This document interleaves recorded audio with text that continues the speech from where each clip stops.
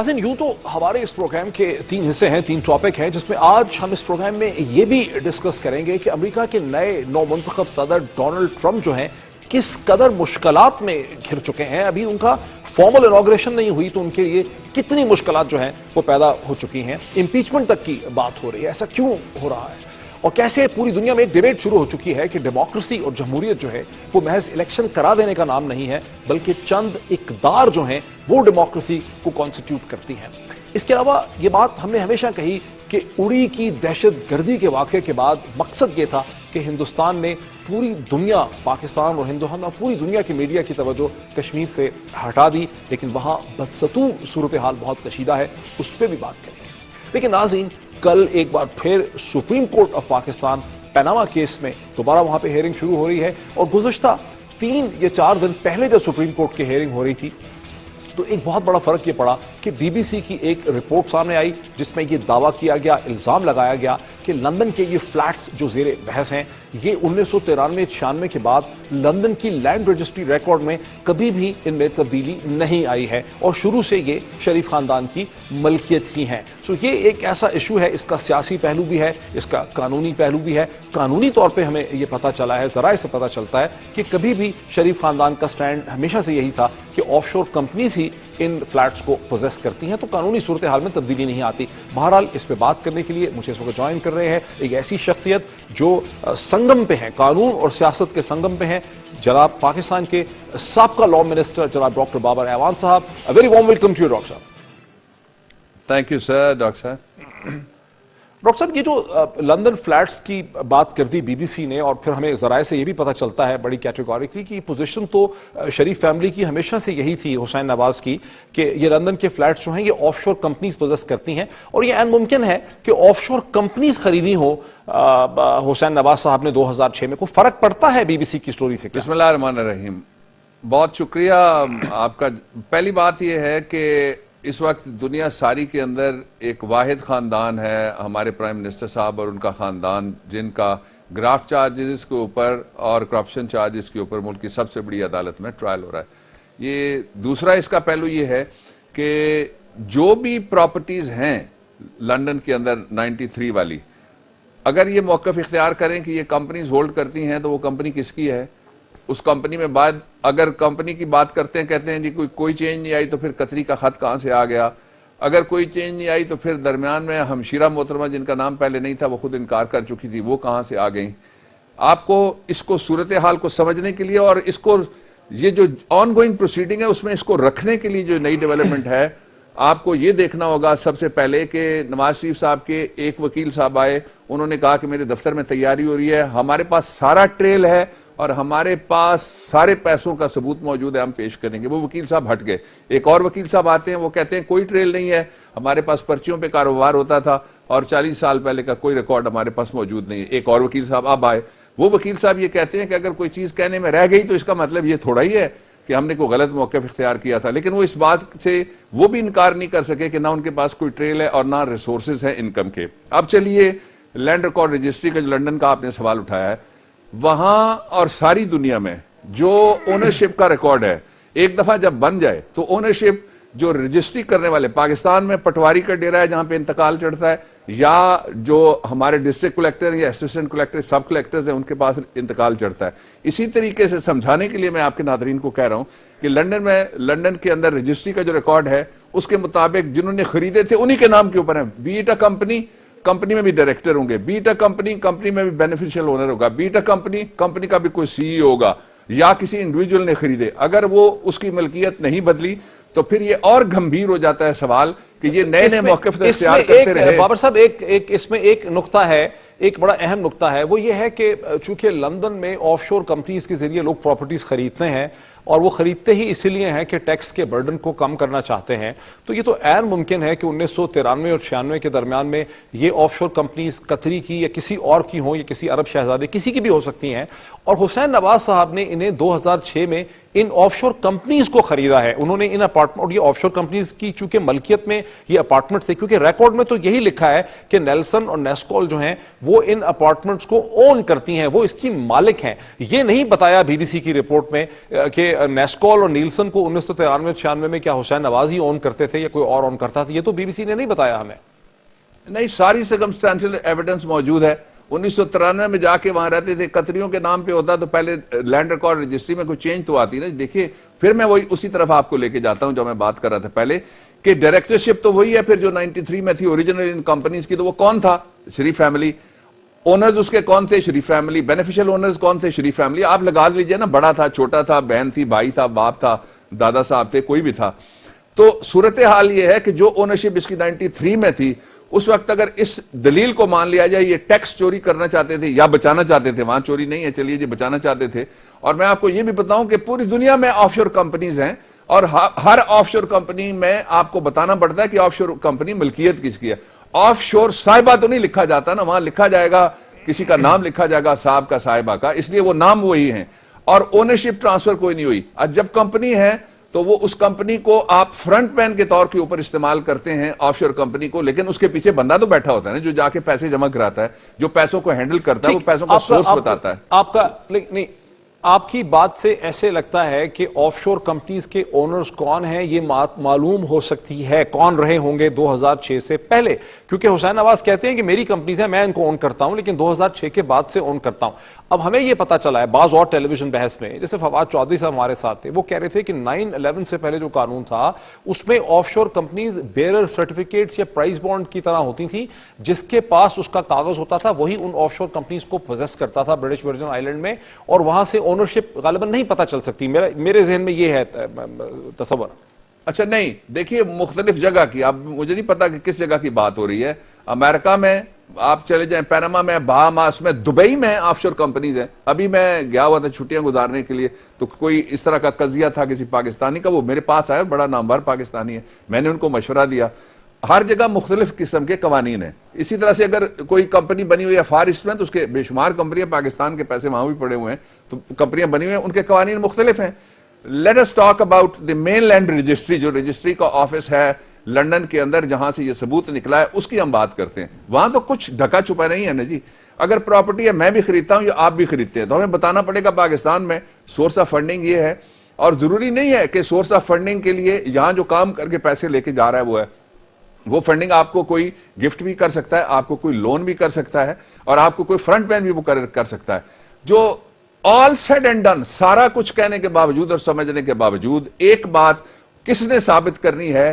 اس نے جو کہتا ہے کہ پیسے میرے تھے، اور اس نے جس نے یہ کہا کہ 1993 میں یہ کمپنیز قطری کے نام کے اوپر تھی، وہ پیپر پھر لائیں گے نا. اگر نہیں ہے اور ان کی اونرشپ ایک ہی ہے، تو وہ اونرشپ ایک ہی ہوئی نا، جس میں قطری بھی کہتا ہے ان کی اونرشپ ہے، اور وہ کبھی آئے گا نہیں. اچھا پھر قطری کا اس لیے خط جو عمران خان نے پچھلے دنوں کہا، میں اس کو تھوڑا سا ایکسپلین کروں جسٹ 30 سیکنڈز میں، کہ پاکستان میں بہت مشہور مقدمہ ہوا شاہد نبی ملک ورسس اسحاق ڈار کے. اس میں نواز شریف صاحب نے ایک ایفیڈیوٹ دیا. ایفیڈیوٹ میں انہوں نے یہ کہا کہ اسحاق ڈار صاحب فلاں تعیناتی کے دوران گورنمنٹ میں یہ پیسے نہیں لیتے تھے، لیکن اس کو عدالتوں نے مسترد کر دیا. انہوں نے کہا ایفیڈیوٹ تب مانا جائے گا جب آپ آئیں گے اور آپ کے اوپر کراس ایگزامینیشن ایڈورسوریل پارٹی دوسری فریق کو جرا کا موقع ملے گا. تو یہ جدھر سے بھی یہ آئیں گے ایکسپلین انہوں نے کرنا ہے کہ 93 میں کیا وسائل تھے جن کی وجہ سے یہ کمپنیاں خریدی گئی. اس کو اپنے ناظرین کے لیے سم اپ کر لوں. آپ یہ کہہ رہے ہیں کہ اب چونکہ یہ ہے کہ 2006 میں ہم نے یہ آف شور کمپنیز خریدی ہوں گی، تو عدالت کو پھر یہ ڈیمانڈ کرنا پڑے گا، یہ بحث وہاں پہ اٹھے گی، برڈن آف پروف ہوگا، یا دوسرے وکلا نعیم بخاری وغیرہ یہ کہیں گے کہ یہ ثابت کریں کہ یہ آف شور کمپنیز 2006 سے پہلے آپ کے نام نہیں تھیں، کسی اور کے نام تھیں. وہ کیسے ثابت کیا جائے گا؟ وہ کیسے چیک کیا جائے گا؟ کیا آف شور کمپنیز کا کوئی ریکارڈ ہوتا ہے جس سے پتا چلے کہ اس کی ملکیت کس کی تھی 2006 سے پہلے؟ کہیں ایسا ریکارڈ ہوتا ہے لندن کی طرح؟ یہ ڈاکٹر موحید صاحب ادھر جانے کی ضرورت کوئی نہیں ہے. انہوں نے خود ایک ڈاکیومنٹ لا کے عدالت کے اندر پیش کیا ہوا ہے، جس کے مطابق یہ کہتے ہیں یہ ہمارا ایک سیٹلمنٹ ہوا تھا قطر سے، اور ایک سیٹلمنٹ جس کو آپ میں لوگوں کی آسانی کے لیے فیملی سیٹلمنٹ کہہ دیتا ہوں، وہ کہتے ہیں جس کی وجہ سے جو اوسٹینسیبل اونر کوئی اور ہے اور بینیفیشل اونر کوئی اور ہے. یہ تو موقف عدالت کے سامنے پہلے سے موجود ہے، اس لیے اس سے بھی نہیں بھاگا جا سکتا. اب جتنے موقف بھی یہ اختیار کریں، ایک بات طے شدہ ہے کہ یہ پیسے تھے کسی بڑے کے اور وہ بڑا شریف فیملی میں سے ایک ہی تھا نواز شریف صاحب. یہ پیسے گئے, ان میں سے جائیدادیں خریدی گئیں 1993 کے عشرے میں, 90 کے عشرے میں. اقتدار سے وہ بات ان کی سینکرونائز کرتی ہے, اس سے نہیں بھاگا جا سکتا, جو مرضی کر لیں.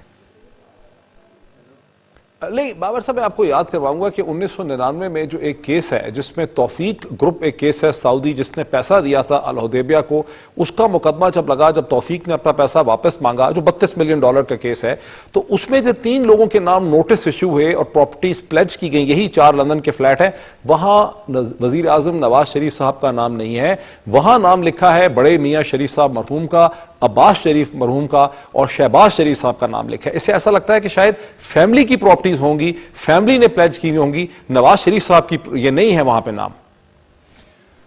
دیکھیں جو بارے ثبوت والا قضیہ ہے نا, جس مختلف جگہ کے اوپر جا کے مختلف چیزوں کے اوپر اس وقت جو حکمران خاندان ہے چھپنے کی کوشش کر رہا ہے, وہ تب ہوتا ہے جب کسی چیز سے انکار کیا جائے. آپ یہ پوچھیں قلم آپ کا ہے, میں کہوں جی ہاں جناب, یہ آپ کے قبضے میں, جی ہاں جناب, آپ اس کو استعمال کرتے ہیں, جی ہاں جناب, پھر میں آپ کو کہوں آپ ثابت کریں گے میرا کیسے, میں اس کو استعمال کیسے کرتا ہوں اور قبضے میں کیسے.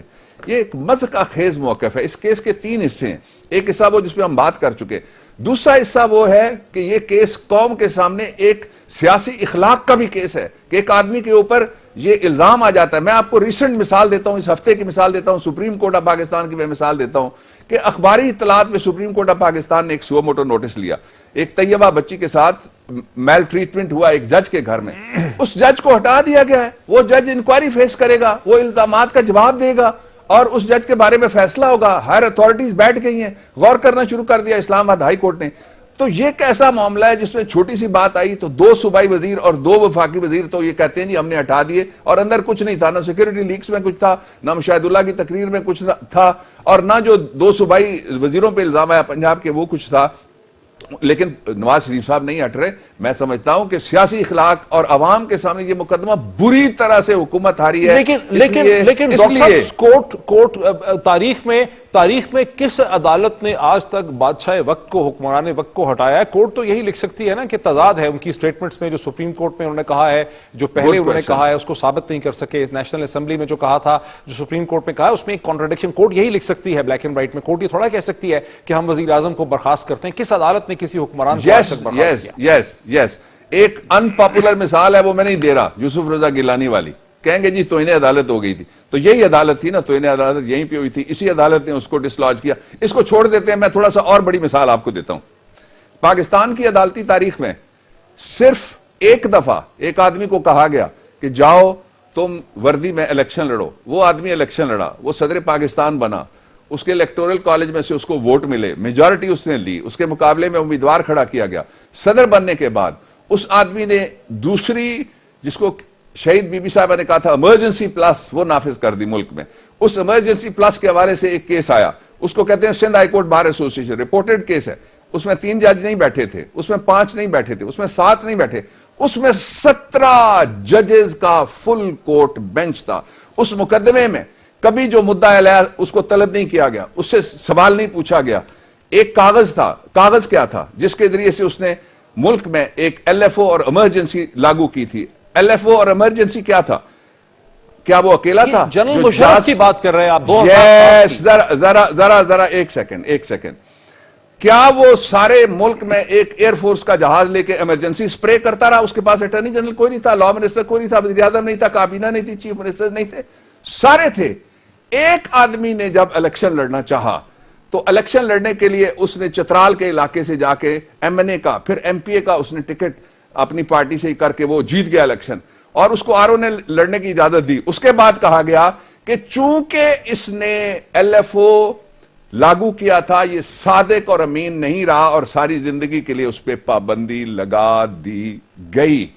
اگر قانون کے نفاذ کا سوال ہے, یہ مین پوائنٹ تھا, یہ قانونی نقطہ تھا جس میں مشرف کو الیکشن لڑنے سے روکا گیا, ڈسکوالیفائی کیا گیا, یہ قانونی نقطہ تھا.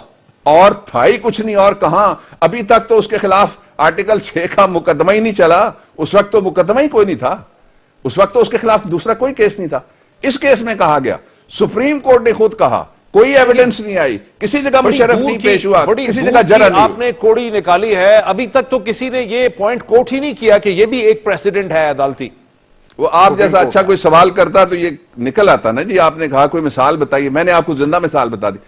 بہت بہت شکریہ ڈاکٹر بابر ایوان صاحب. بنیادی طور پہ ڈاکٹر بابر ایوان صاحب کا موقف یہ ہے, وہ انالیسس دے رہے ہیں کہ کل جب سپریم کورٹ کی پروسیڈنگ ہوگی تو شریف خاندان کے وکلا اور ان کے موقف کے لیے جو پیچیدگیاں ہیں, جو مشکلات ہیں, اس میں بہت حد تک اضافہ ہو چکا ہوگا. ناظرین ایک بریک لیتے ہیں اور بریک کے بعد دیکھتے ہیں کہ مقبوضہ کشمیر میں جہاں سے توجہ تو دنیا کی ہٹ گئی ہے, وہاں صورتحال ہے کیا.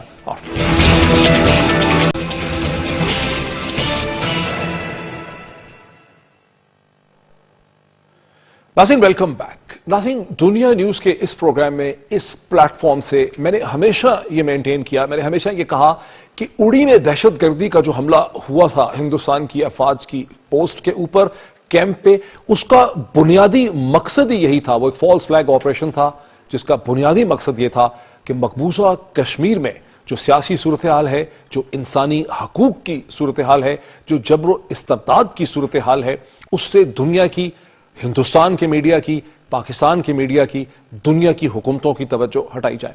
لیکن کشمیر میں صورتحال بدستور کشیدہ ہے. ہر جمعے کو سری نگر میں اور اس کے علاقوں کے جو گرد و نواح کے علاقے ہیں وہاں پہ کرفیو لگتا ہے. اس ہفتے کتھوا ڈسٹرکٹ جو ہے وہاں پہ RSS کے گینگز نے مسلمانوں پہ یہ کہہ کے حملہ کیا کہ انہوں نے یہاں پہ مقدس گائے کو ذبح کیا ہے. گزشتہ ہفتے ایک تبدیلی آئی ہے. تبدیلی یہ ہے کہ ہندوستان کے سابقہ فورن منسٹر یشونت سنہا جو بی جے پی کے سینئر لیڈر ہیں, ان کی لیڈرشپ میں ایک ٹیم جو ہے اس نے اپنی ایک رپورٹ سبمٹ کی ہے جو ہندوستان کے اخبارات میں چھپی ہے, جسے یشونت سنہا لیڈ رپورٹ کہا جاتا ہے. اس رپورٹ میں یہ کہا گیا ہے کئی ہفتوں کی ریسرچ کے بعد کہ کشمیری نوجوان جو ہیں وہ ہندوستان کے خوف سے اور موت کے خوف سے بے نیاز ہو چکے ہیں, اور کشمیری مسلمان یہ سمجھتے ہیں کہ کشمیر کی جو سیاسی جماعتیں ہیں, جیسے عمر عبداللہ کی جماعت ہے, نیشنل کانفرنس ہے, وہاں پہ PDP ہے محبوبہ مفتی کی, ان کے پاس کشمیر کے مسئلے کا کوئی حل نہیں ہے, اور کشمیر کا مسئلہ ایک خالصتاً سیاسی مسئلہ ہے جس کے 3 فریق ہیں, ہندوستان, پاکستان اور کشمیری مسلمان. اور ہندوستان دنیا کے سامنے اور ہندوستان کے عوام اور میڈیا کے سامنے اسے ایک نیشنل سیکیورٹی یا ایک لا اینڈ آرڈر پرابلم کے طور پہ پیش کرتا ہے, اور ضرورت یہ ہے کہ اس کا سیاسی حل جو ہے اسے کمپریہنسو طریقے سے ڈھونڈا جائے. صورتحال کیا ہے اس وقت, ایشوز کیا ہیں, اس پہ بات کرنے کے لیے مجھے اسٹوڈیوز میں جوائن کر رہی ہیں مشال ملک صاحبہ جو چیئرپرسن ہے پیس اینڈ کلچر آرگنائزیشن کی, اور کشمیری رہنما یاسین ملک کی اہلیہ بھی ہیں. جی مشال, اس وقت کیا اس وقت مین ایشوز کیا ہیں؟ جی اس وقت تو سب سے جو مین ایشوز چل رہے ہیں, جو پہلے بھی چل رہے تھے لاسٹ ایئر بھی, آپ کو پتہ ہی ہے, کیونکہ جو اس وقت کرنٹ گورنمنٹ آئی ہوئی ہے اس کا ایجنڈا ہے ڈیموگرافی کے, وہاں پہ چینجز لانا. بی جے پی کی جو حکومت ہے اور ان کا وہاں پہ کولیجن بھی ہے محبوبہ مفتی کے ساتھ, اور آپ کو پتہ ہی ہے جو سینٹر کی پالیسی ہوتی ہے وہی وہاں پہ جموں کشمیر کے اندر. ڈیموگرافک چینج کرنے سے کیا مطلب؟ بیسکلی اس کا مقصد یہی ہے کہ وہاں جو میجورٹی مسلمز ہیں کشمیری جو رہتے ہیں ان کا ریشو چینج کر کے وہاں پہ ہندوؤں کو سینک کالونیز کا بھی اس وقت جھگڑا چل رہا ہے, پھر سپریم کورٹ کا ایک ڈیسیژن بھی آیا ہے, اس کے درمیان میں یہ رپورٹ آئی ہے. بالکل, یہ جو سینک کالونیز کی بات جو ہے یا انڈسٹریل پالیسی جو ہے کہ ہندوستان کے انڈسٹریلسٹ کو وہاں پہ لینڈ لاٹ کی جائے اور وہ بزنسز کریں مقبوضہ کشمیر کے اندر. پھر اس کے بعد ویلفیئر پالیسی ہے, جو بیگر کمیونٹی ہے ہندوستان کی ان کو سیٹل کیا جائے, جس میں ڈیلتس ہیں اور بھی اتنی وہاں پہ غریبی ہے ہندوستان میں. مگر کیا ضرورت ہے کہ ان کو یہاں پہ لائیں, کیونکہ لیگلی ان کا رائٹ بنتا ہی نہیں ہے, کیونکہ اتنی اسمال سی وہ علاقہ ہے اور وہاں پہ گرین لینڈ ہے, وہاں پہ اس کی فارسٹری کو سارا چینج کر دینا, ان کے ریسورسز کو. اور یہ جو سپریم کورٹ کی آپ نے ہیئرنگ کی بات کی ہے, یہ بھی it's part of that larger plan, جو پالیسی ایک ایکٹ آیا ہے سرفریسا اس کا نام ہے, اور اس کے اندر سیکورٹائزیشن کا نام دیا ہے, ایک بڑا ہی کنفیوز قسم کا اس کا ایک نام ہے کہ فائنانس ایسٹ پالیسی آ رہی ہے, ایکٹ آ رہا ہے کہ وہ جتنی بھی ضبط کرنا چاہیں جموں کشمیر کی پراپرٹی کر سکتا ہے ہندوستان. حالانکہ لیگلی آرٹیکل 370 ہے اور 35A جو ہے کہ کسی صورت بھی نہ وہاں کی زمین لے سکتا ہے ہندوستان, نہ وہاں کی ووٹر رائٹس, نہ ریزیڈنسی سرٹیفکیٹس ایشو کر سکتا. اور جو سینک کالونیز ہیں جس میں کہتے ہیں کہ ہم ایک سیکیور ایریاز کریٹ کریں گے پنڈتس کو واپس لا کے آباد کرنے کے لیے, that is just an excuse. Pandits are only 1 to 2%, مگر ہزاروں کنال جو لینڈ وہاں پہ ان کے لیے الاٹ کی گئی ہے, اور ان کو بالکل ہی گارڈیڈ کمیونٹی میں وہاں بہت بڑے بڑے اپارٹمنٹس بن رہے ہیں. تو اس پہ محبوبہ مفتی کی ریٹائرڈ इंडियन आर्मी पर्सनल्स की फैमिली वहाँ पे सेटल होने लग गई हैं, वहाँ पे वो आ रही हैं, वो देखती हैं, सर्वे कर रही हैं और कंस्ट्रक्ट वो हो गई हैं. अभी हाउसिंग वहाँ पे अभी स्टार्ट नहीं हुई है. यानी सैनिक कॉलोनीज तमाम इस वायलेंस के, इस तमाम तशद्दुद के जो तमाम प्रोटेस्ट हुए हैं, उसके बावजूद सैनिक कॉलोनीज जो हैं उनका अमल नहीं रुका. उनका अमल बिल्कुल रुक ही नहीं रहा. और आप देख रहे हैं कि बुरहान वानी की शहादत का मेन रीजन, वो जितनी भी उसकी वीडियोस आती थी उस जमाने में, जुलाई 8 से पहले अगर आप देख रहे हैं लास्ट वीडियो भी, ही सेड कि हम डेमोग्राफी को बिल्कुल भी टॉलरेट नहीं करेगा. कोई भी कश्मीरी अमरनाथ यात्रा के लिए लाखों आए, हिंदू आए यहाँ पे, हमारे गेस्ट बने, हम किसी को अटैक नहीं करेंगे. बुरहान वानी का जो मेन यानी रेजिस्टेंस का कॉज था वो ये था कि यहाँ पर जो हिंदुस्तान एक नौ आबादियों के तौर पे, कॉलोनीज के तौर पे ये सैनिक कॉलोनीज बनाई जा रही हैं, जहाँ पे one of the major reasons जो लास्ट वीडियो उसके खिलाफ वो प्रोटेस्ट के खिलाफ तो बहुत स्ट्रांगली कहा था कि हम इस पे ये बर्दाश्त कोई कश्मीरी नहीं करेगा, हम भी नहीं करेंगे, हिंदुस्तान बाज आ जाए. ये जो इश्यूज हैं इस पे हुकूमत पाकिस्तान का, पाकिस्तान की सियासी जमातों का, पाकिस्तान के फॉरेन ऑफिस का, आपको लगता है कि कोई पोजीशन आपके सामने आती नजर? इस पे स्टेटमेंट्स आती हैं, मगर इसके ऊपर एक प्रॉपर एक मैकेनिज्म होना चाहिए जो कि पूरी दुनिया के अंदर इवेंट्स करे, शोर मचाए, और एक प्रॉपर एक फुल फ्लेज स्टेट का एक थिंक टैंक होना चाहिए पाकिस्तान के अंदर, जो दिन रात जिसका काम ही हो कि कश्मीर कॉज के ऊपर हाईलाइट करे इसको. ये this is an international problem जिसको इंटरनेशनल सपोर्ट चाहिए, इंटरनेशनल गारंटर्स चाहिए, P5 कंट्रीज को इसके अंदर लाना है. इसके लिए बहुत ज़्यादा चाहिए रिसोर्सेज और मतलब ब्रेन्स चाहिए जो कि पाकिस्तान के अंदर हैं, आज़ाद कश्मीर में, बाहर का जो डायस्पोरा है उसको इसके अंदर डाला जाए, इन्वॉल्व किया जाए, ताकि हम ये डायरेक्ट अटैक है UN रेजोल्यूशंस पे. और जो प्राइम मिनिस्टर नवाज शरीफ ने कुछ एलची भेजे थे दुनिया भर में, पहले नुमाइंदे भेजे थे आपसे चंद हफ्ते, चंद महीने पहले, आप समझती हैं उसका कोई फायदा हुआ? ये फायदा वो ही बता सकते हैं कि क्या फायदा हुआ है इसके बारे में. एक दो ही गिने चुने लोग हैं जो जिनका कोई रिसर्च है या जिन्होंने कुछ अच्छा इम्पैक्ट था. अदरवाइज इसके जैसे मुशाहिद हुसैन अमेरिका गए थे, उनका एक अच्छा था, but that is very limited. जब आपके पास यहाँ पे इतने ज्यादा कश्मीरी बैठे हुए हैं जो IOK के हैं, Indian occupied Jammu and Kashmir के भी हैं, और यहाँ पे भी इतने स्कॉलर्स हैं आज़ाद कश्मीर के पाकिस्तान के अंदर, जब तक आप एक्सपर्ट्स की फैसिलिटी नहीं लेंगे, उनके उनकी पोटेंशियल को नहीं यूज किया जाएगा. ये जो यशवंत सिन्हा लेड रिपोर्ट है जिसको हिंदुस्तान के अखबारात ने डिस्कस किया है, यहाँ पर भी आवाज छपी है, इस किस्म की रिपोर्ट से आप समझती हैं कोई फर्क पड़ रहा है?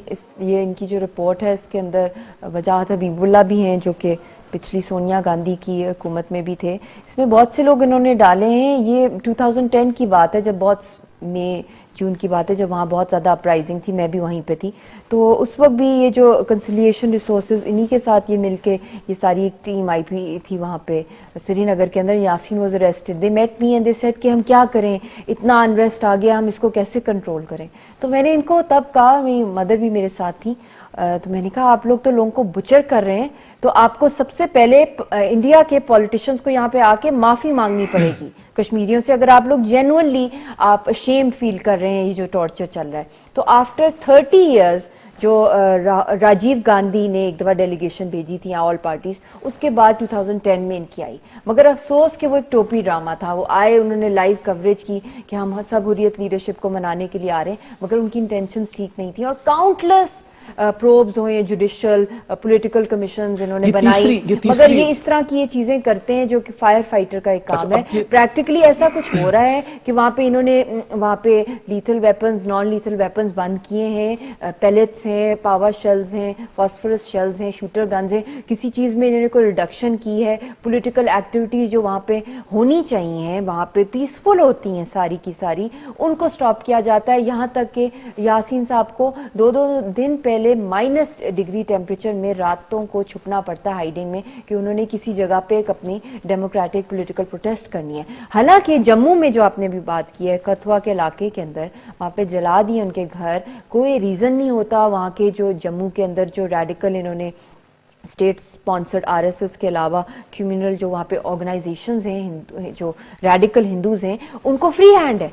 वो वहां पे डंडे सोटे लेके और वो वहां पे डैगर्स लेके ओपनली अपनी पॉलिटिकल रैलीज निकाल रहे होते हैं. उनके ऊपर स्टेट का कोई स्टॉप नहीं होता जम्मू के अंदर. और वहां पे it is not just Kathua, उसके अंदर वहां पे राजौरी है, डोडा है, और कितने इलाके जहाँ पे ये रोज एक मामूल है कि मुसलमानों को टेरराइज करना है. تو یہ کشمیر کے اندر ان کی ڈبل سٹینڈرڈ، یہ رپورٹ بھی جو ان کی آئی ہے ہم دیکھیں گے کہ یہ رپورٹ تک ہی رہے گی جس طرح ہزاروں اور ان کی رپورٹس آئی ہیں اپولوجیٹک، جو ان کا ایک ڈرامہ ہوتا ہے لوگوں کے سامنے، کیونکہ کور اپ کرنا ہوتا ہے لوگوں کے سامنے بھی، اتنا بلڈ شیڈ، اتنے لوگ بلائنڈ، تو اس کا کوئی رزلٹ بھی نکلے گا. بہت شکریہ مشال ملک صاحبہ، کشمیری رہنما ہیں، یاسین ملک صاحب کی اہلیہ ہیں، ہمیں بتا رہی تھیں. ناظرین، ہم نے ہمیشہ یہ کہا کہ اڑی کا بنیادی جو دہشت گردی کا مقصد تھا، اس کا مقصد یہی تھا کہ کشمیر کے اندر جو انسانی حقوق کی صورتحال ہے، جو سیاسی صورتحال ہے، جو وہاں پہ ایک پریشر کوکر ہے، اس سے ہندوستان کے میڈیا کی، پاکستان کے میڈیا کی اور دنیا بھر کے میڈیا اور حکومتوں کی توجہ ہٹائی جائے. اور وہی پروسیس آپ دیکھ رہے ہیں. کشمیر میں بدستور صورتحال کشیدہ ہے، لیکن اب کوئی دنیا میں اس کی طرف دیکھ نہیں رہا. ایک بریک لیتے ہیں اور بریک کے بعد دیکھتے ہیں کہ امریکہ کے نئے صدر ڈونلڈ ٹرمپ کو کس قسم کی مشکلات اس وقت دوچار ہیں اور دنیا بھر میں ایک نئی ڈیبیٹ کیا شروع ہو چکی ہے. After the break.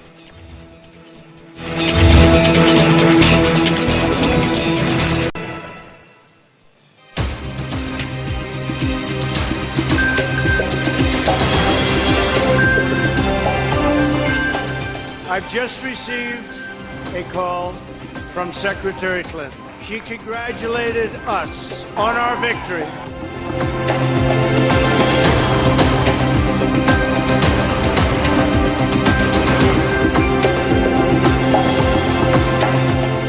It was the consensus of all the intelligence agencies and law enforcement that organizations affiliated with Russian intelligence were responsible for the hacking of the DNC.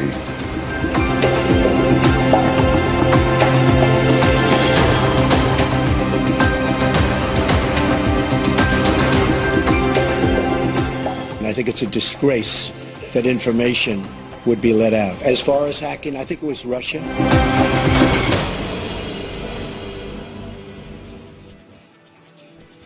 ناظرین، ویلکم بیک. جیسا کہ اس programme کے شروع میں نے کہا کہ امریکہ کے نو منتخب صدر ڈونلڈ ٹرمپ، جنہوں نے 5 دنوں میں اقتدار سنبھال کے وائٹ ہاؤس میں شفٹ ہونا ہے، ان کے خلاف امریکہ میں اور پوری مغربی دنیا میں اتنا بڑا ایک محاذ کھڑا ہو گیا، اتنی محاذ آرائی ہو رہی ہے کہ گزشتہ 200 برس سے زیادہ کی سیاسی تاریخ میں امریکہ کے کسی نو منتخب صدر کو اتنی بری طرح سے ٹریٹ نہیں کیا گیا، اس طرح کی ریسیپشن نہیں دی گئی ہے. ایک ایک کر کے میں صورتحال اگر آپ کو بتاؤں، پہلی تو یہ ہے کہ پوری دنیا کی حکومتوں نے، اداروں نے، مغربی دنیا کے اداروں نے اور ذرائع ابلاغ نے اس بات کو ایک مسلمہ حقیقت کے طور پہ تسلیم کر لیا ہے کہ رشین انٹیلیجنس نے پریزیڈنٹ پیوٹن کے کہنے میں امریکہ کے انتخابات میں ہیکنگ کی، لیکس کیے، جس کے نتیجے میں سیکرٹری کلنٹن کو ہرایا گیا اور ڈونلڈ ٹرمپ جو ہیں انہیں کامیاب کیا گیا. It was the consensus of all the intelligence agencies and law enforcement that organizations affiliated with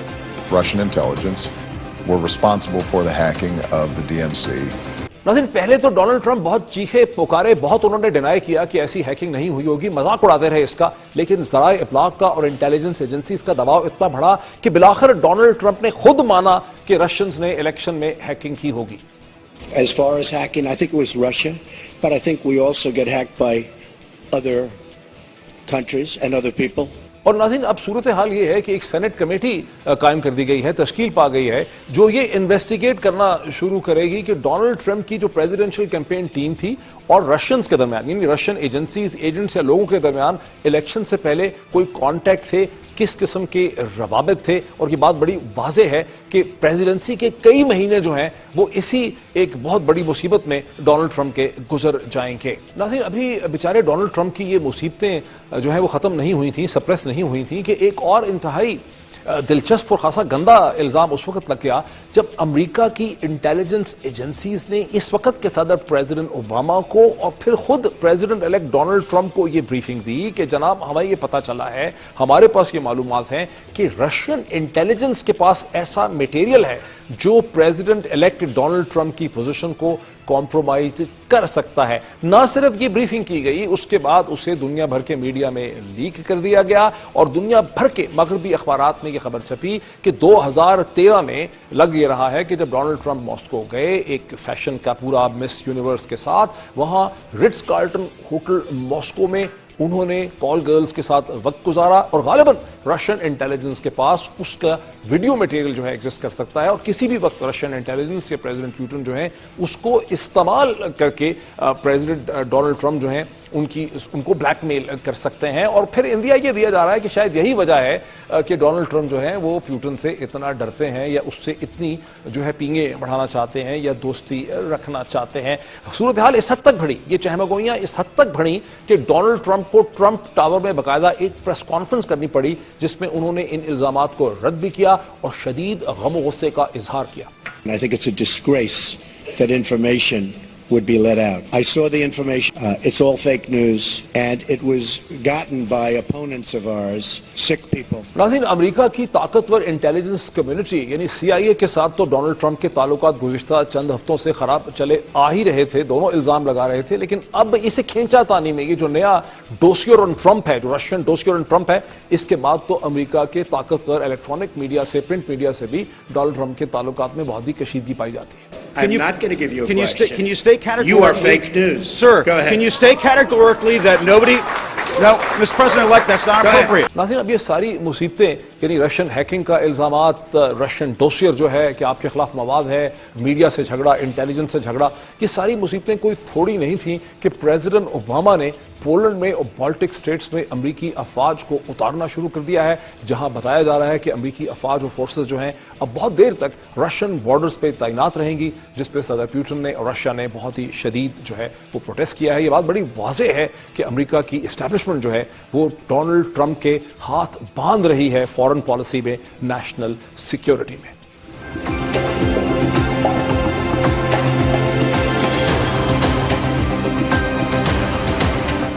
ناظرین, اب اس قسم کی محاذ آرائی کی کیفیت کو دیکھ کے تو بندہ یہ ایکسپیکٹ کرتا ہے کہ ڈونلڈ ٹرمپ کوئی گردن نیوی کر لیں گے, کوئی اس پہ کمپرومائز کر لیں گے, لیکن ڈونلڈ ٹرمپ جن سے یہ مطالبہ کیا جا رہا ہے کہ وہ اپنے بزنس انٹرسٹ کو بیچیں, اپنے بزنس انٹرسٹ سے اپنے آپ کو لا تعلق کر لیں, کیونکہ امریکہ کی تاریخ میں جتنے بھی بزنس مین پریزیڈنٹ بنے ہیں انہوں نے اپنے بزنس انٹرسٹ کو بیچا ہے, لیکن ڈونلڈ ٹرمپ انکار کر رہے ہیں. اور خاص کر کے جھگڑا اٹھ رہا ہے ان کی انٹرنیشنل ہوٹلنگ چین میں, جس کا ایک ایک کمرہ جو ہے فار انسٹنس ہوٹلز کا وہ $800 کا بکتا ہے. اور امریکہ میں ایکسپرٹس یہ کہہ رہے ہیں کہ ان کے ہوٹلز کے کمرے ابھی سے بین الاقوامی حکومتوں نے, ابھی وہ بنے نہیں پریزیڈنٹ, بین الاقوامی حکومتوں نے اور کارپوریشنز نے زیادہ سے زیادہ بک کرنے شروع کر دیے ہیں تاکہ ڈونلڈ ٹرمپ کو منافع ملے اور ڈونلڈ ٹرمپ کے قریب ہونے میں مدد ملے. ڈونلڈ ٹرمپ کہہ رہے ہیں کہ میں یہ ہوٹل بیچوں گا نہیں, جو منافع فورن گورنمنٹ سے مجھے ملے گا میں اسے امریکہ کے خزانے میں جمع کروا دوں گا. لیکن کانفلکٹ آف انٹرسٹ ان کا محض یہ نہیں ہے, وہ اپنے داماد